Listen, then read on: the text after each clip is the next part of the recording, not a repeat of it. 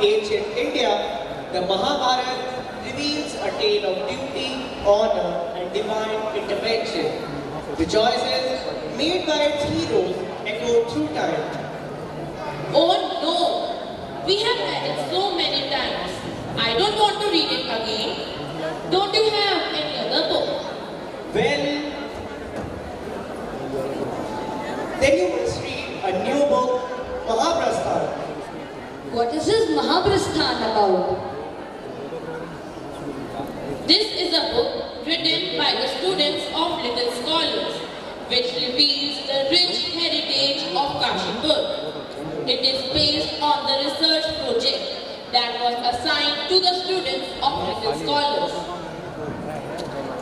Finally, let's conclude our journey with Mahaprasthan, the Great Departure.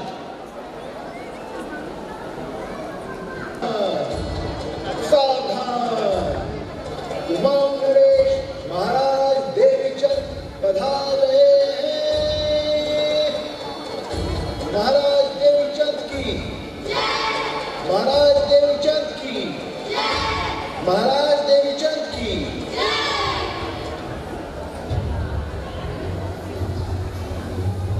Kashinath जी, हमारे पूर्वज कहा करते थे कि तराई की भूमि अत्यंत उपजाऊ है, तो आप तराई के क्षेत्र में कोई ऐसी जगह ढूंढिए जहाँ की माटी उपजाऊ हो, वातावरण सुहावना हो, कोई ऐसी जगह जो साक्षात देवों की भूमि प्रतीत हो। जैसी आज्ञा महाराज देवीचंद। महाराज देवीचंद के आदेश का यहाँ बोला मोटेश्वर तू विश्वेश्वर विश्वेश्वर हे वीरपुरुष, आप कुछ ढूंढ रहे हैं क्या? हाँ मान्यवर, मैं किसी ऐसे स्थान की खोज में हूँ जो साक्षात देव भूमि प्रतीत होती हो, भूमि उपजाऊ हो और वातावरण सुहावना हो। बगल में छोरा, शहर में ढिंढोरा। महोदय, आप जहाँ खड़े हैं वह साक्षात देवों की भूमि रही है। इसे उच्चारण के नाम से जाना जाता है। अर्थात महाभारत काल से इस क्षेत्र का गहरा रिश्ता रहा। क्या आप मुझे थोड़ा विस्तार से बताएंगे? तो चलिए सुनिए।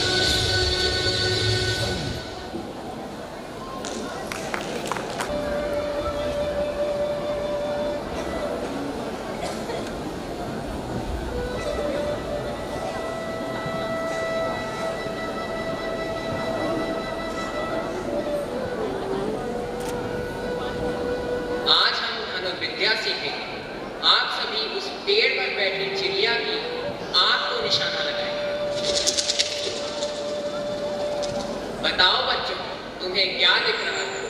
गुरुदेव, मुझे पेड़ दिख रहा है। गुरुदेव, मुझे आसमान दिख रहा है। गुरुदेव, मुझे हिरण दिख रहा है। गुरुदेव, मुझे सूर्य दिख रहा है। गुरुदेव, मुझे कुछ नहीं दिख रहा है। दोनों आंखें बंद कर लोगे तो कैसे दिखेगा दुर्योधन? एक नेत्र खोल कर देखे। अर्जुन, तुम शांत क्यों हो? तुम्हें क्या दिख रहा है? गुरुदेव, मुझे चिड़िया के नेत्र दिख रहे हैं। बहुत बढ़िया बच्चों, आप सभी अब द्वंद्व युद्ध का अभ्यास करें।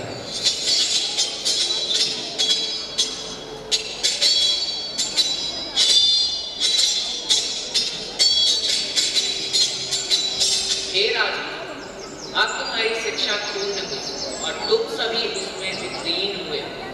मैं तुम्हें तुम्हारे राज्य वापस लौटने की अनुमति देता हूँ और आशीर्वाद देता हूँ कि तुम सदैव उन्नति करो।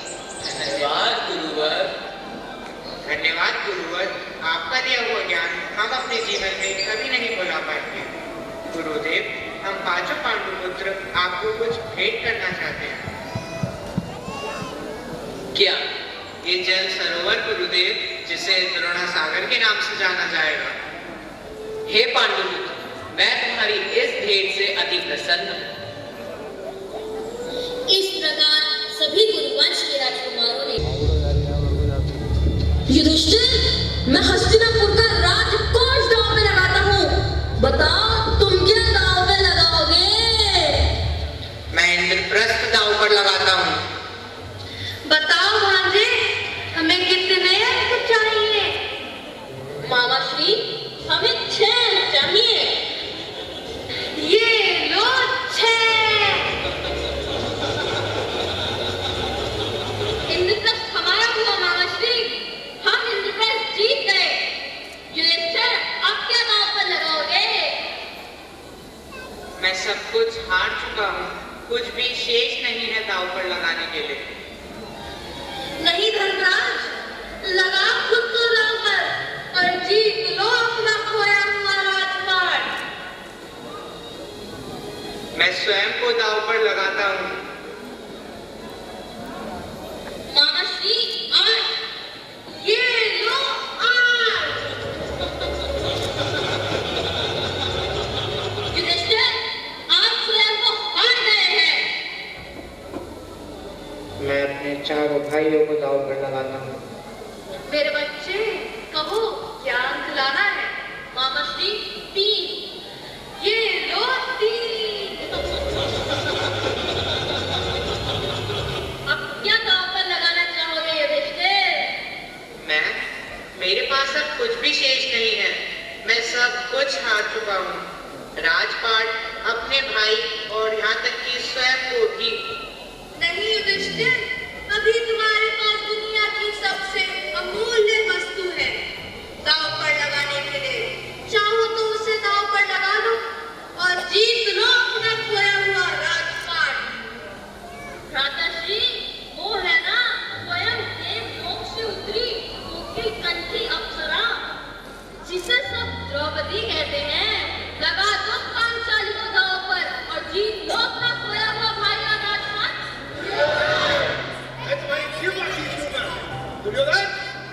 शांत भी शांत। मैं द्रौपदी को दांव पर लगाता हूँ। बताओ भांजे, क्या चाहिए? मामा श्री, हमें 3 चाहिए। ये लो 3। द्रौपदी भी तुम्हारी हुई दुर्योधन।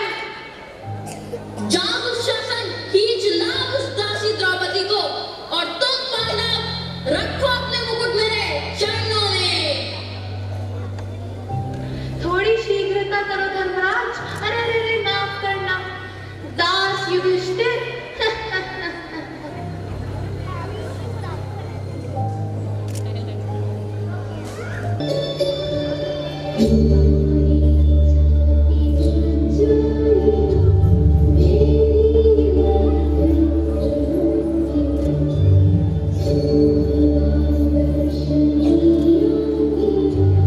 Yeah.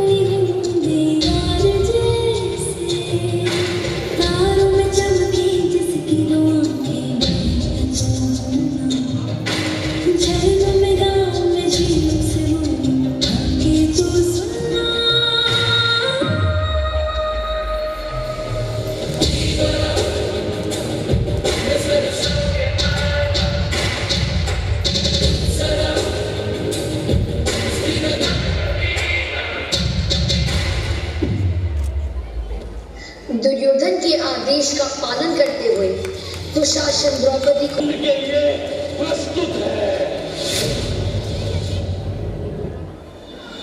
मान तुम्हारा ही क्या जग में, क्या मेरा सम्मान नहीं?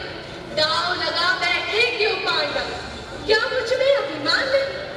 बैठे हैं जब आप पितामह, कुल की ज्योति मलिन। आज लगा मुझको धरती ये वीर पुरुष से वीर। आओ सुनो हे द्वारिकावासी, बनवारी हे गिरधारी, हार गए हैं पांडव मुझको, अजब खेल की रीत सुनो। अग्निकुंड से थी भोजन, सुंदरता की मूरत थी। द्रुपद सुता को ज्ञान मान में मां वाणी की सूरत थी। आज भूमि पर गिरी पड़ी थी, आभा से भी हीन हुई। इंद्रप्रस्थ की वो थी रानी, पर वैभव से दीन हुई। मेरी अनुजा रो रही, क्या समस्त सभा ये सो रही?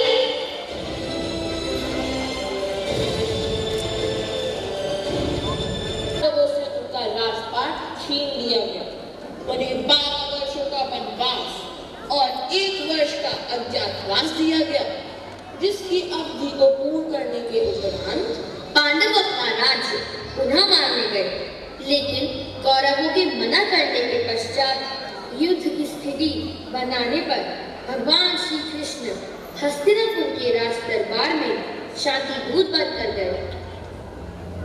हे धृतराज, आपकी चरण वंदना करता हूँ। मुझे इस बात की पीड़ा है कि आपको इस सभा में पांडवों के दूत के रूप में आना पड़ा है। हे माधव, भाइयों के इस मध्य युद्ध की घड़ी में आप ही शांति की एक उम्मीद हैं। हे कौरव नरेश, मैं इस सभा में पांडवों के दूत के रूप में नहीं आया हूँ, मैं शांति दूत के रूप में आया हूँ।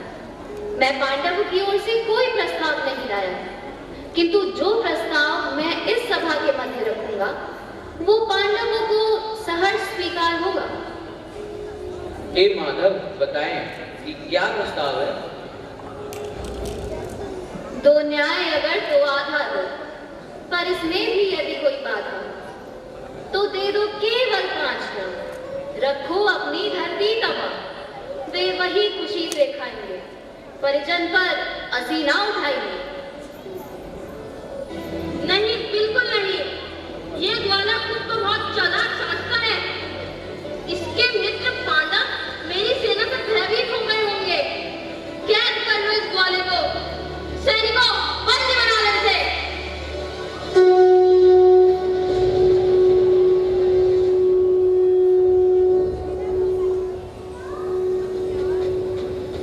जंजीर बढ़ाकर साध मुझे, हाँ हाँ दुर्योधन बांध मुझे। टकराएंगे नक्षत्र निकट, बरसेगी भू पर बिहनी प्रखर। फणशेष नाग का डोलेगा, विकराल काल मुंह खोलेगा।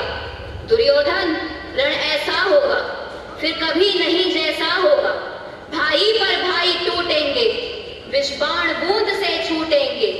वायस श्रृगाल सुख लूटेंगे, सौभाग्य मनुज के फूटेंगे। आखिर तू भूषाई होगा, हिंसा का पद दाई होगा। रणभूमि इतिहास के सबसे बड़े युद्ध की साक्षी होने के लिए तैयार थी। लाखों योद्धा युद्ध में अपनी वीरता का प्रदर्शित करने के लिए इस युद्ध का हिस्सा हुए। किसी के लिए ये धर्म युद्ध था, तो किसी के लिए अपनों के अपमान का प्रतिशोध का मंच।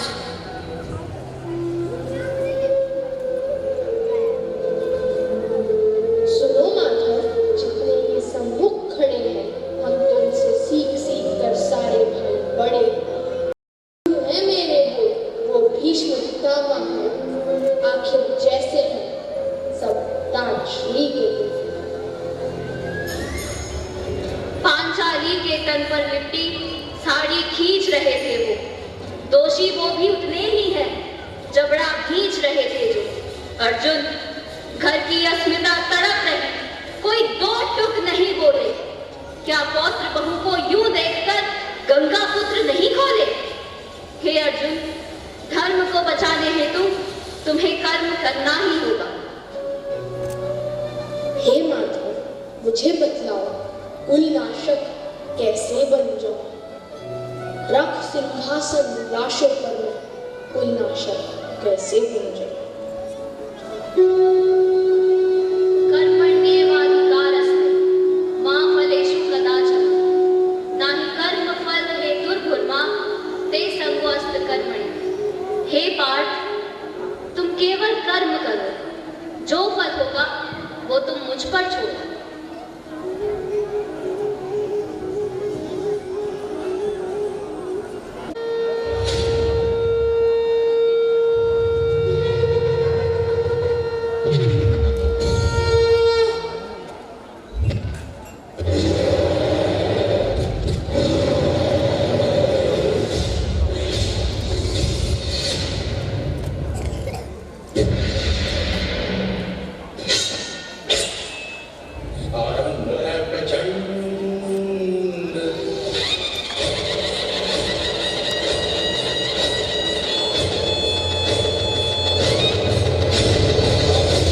प्रचंड बोल मस्तकों के झुंड, बाज जंग की घड़ी की तुम हार दो।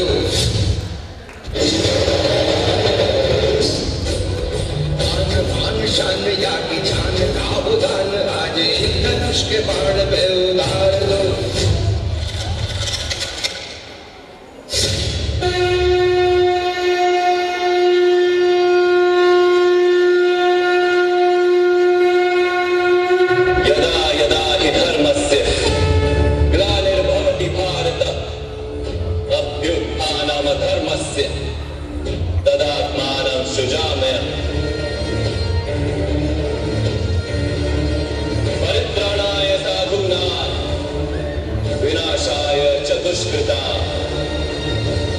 धर्म संस्थापनार्थाय संभवामि युगे युगे। जब जब धर्म को हानि होती है, जब जब अधर्म में वृद्धि होती है, तब तब सत्पुरुषों के उद्धार के लिए, अधर्मियों के विनाश के लिए और धर्म की पुनः स्थापना के लिए मैं ही जन्म लेता हूं। ये प्रत्येक युग में होता आया है और आगे भी ऐसा ही होगा।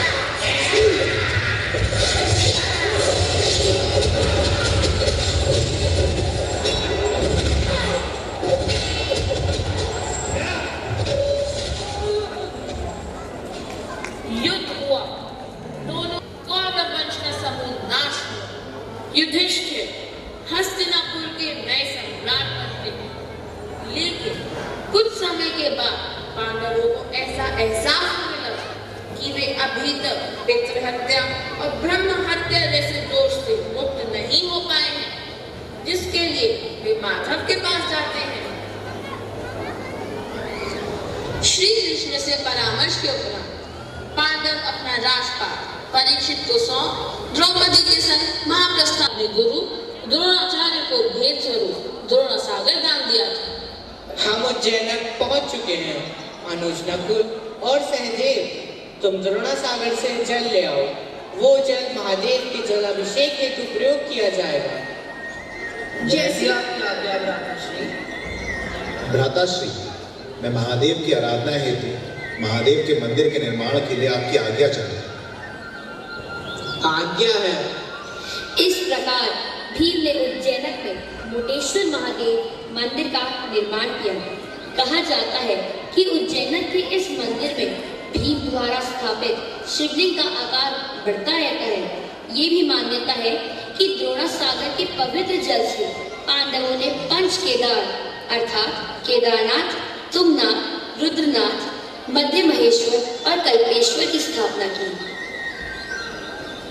धन्यवाद मित्र, आपने मेरी खोज को सफल कर दिया है। अब समय हो गया है कि मैं महाराज देवीचंद को इस क्षेत्र के बारे में बताऊं।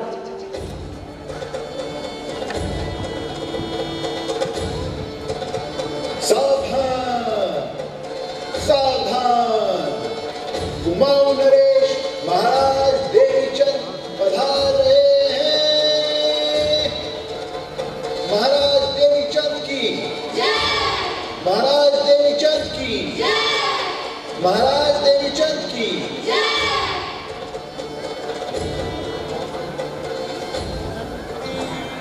कहिए काशीनाथ जी, क्या समाचार है? प्रणाम महाराज, मैंने ऐसे स्थान की खोज कर ली है जो साक्षात देवों की भूमि हो, जो उज्जैन के नाम से प्रसिद्ध है। महाभारत काल के दौरान पांडवों ने यहाँ शिक्षा ग्रहण करने के पश्चात गुरु दक्षिणा के रूप में द्रोणासागर का निर्माण करा था और अपनी स्वर्ग यात्रा के दौरान भी वह इसी जल सरोवर से जल लेकर पंच केदार की स्थापना करी थी। काशीनाथ जी, हम आपकी खोज से अत्यंत प्रसन्न हैं, तो हम ये घोषणा करते हैं कि आज से उज्जैन आपके नाम से जाना जाएगा। हम इस नगर को काशीपुर कहेंगे। धन्यवाद महाराज। महाराज देवीचंद की जय, महाराज देवीचंद की जय, महाराज देवीचंद